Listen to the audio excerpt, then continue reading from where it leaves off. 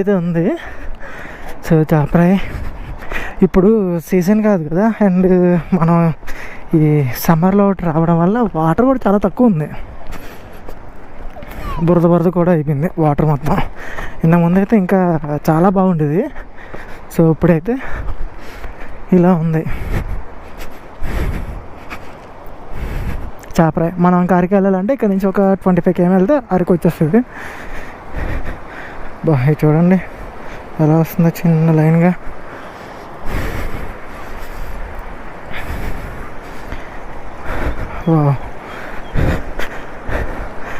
ఇది హైలైట్ అసలు. అప్పుడు ఇంతకుముందు నార్మల్ వాటర్ ఉండేటప్పుడు ఇక్కడ ఏంటంటే ఇక్కడ దిగి ఇక్కడ కూడా స్విమ్మింగ్ అంటే స్నానం చేసేవాళ్ళని. చూడండి చిన్న బ్రిడ్జ్ ఉంది, ఈ బ్రిడ్జ్ మీద నుంచి మనం వెళ్ళిపోతున్నాం.